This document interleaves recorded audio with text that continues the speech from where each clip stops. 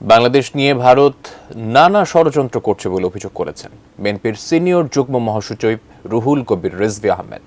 ভারতীয় হাইকমিশন অভিমুখে বিএনপির ৩টি অঙ্গ সংগঠনের প্রতিবাদী যাত্রার আগে নয়াপল্টনে এক সমাবেশে একথা বলেন তিনি। পরে বাংলাদেশ নিয়ে তাদের অপপ্রচার ও আগরতলায় সরকারি হাইকমিশনে হামলার প্রতিবাদে হাইকমিশনে স্মারকলিপি দেওয়া হয়। পূর্ব নির্ধারিত কর্মসূচি অনুযায়ী রোববার সকাল ৯টা থেকেই বিএনপির কেন্দ্রীয় কার্যালয়ের সামনে জড়ো হতে থাকেন ৩টি অঙ্গ সংগঠনের নেতাকর্মীরা, যেখানে অংশ নেয় ছাত্রদল, যুবদল ও স্বেচ্ছাসেবক দল।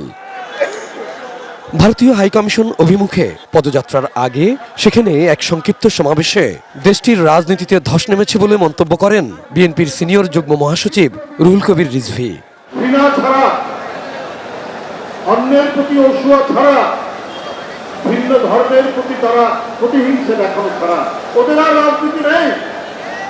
18 কোটি দেশের মানুষ বন্ধু, আমরা প্রত্যেকটি দিক থেকে আমরা এই দিল্লির আগ্রাসনকে প্রতিহত করতে আমরা প্রত্যেকেই প্রস্তুত হয়েছি।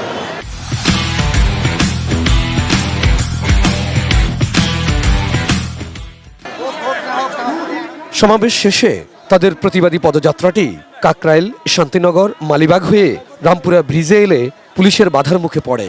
পরে সেখান থেকে ৩ অঙ্গ সংগঠনেরই ৬ সদস্যের একটি প্রতিনিধি দল নিয়ে বারিধারায় ভারতীয় হাইকমিশনে যায় পুলিশ।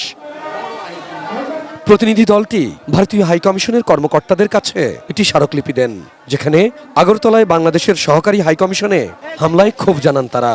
একই সাথে বাংলাদেশের বিরুদ্ধে ভারতের গণমাধ্যমের অপপ্রচার বন্ধে দেশটির সরকারের ব্যবস্থা নেওয়ারও দাবি জানানো হয়।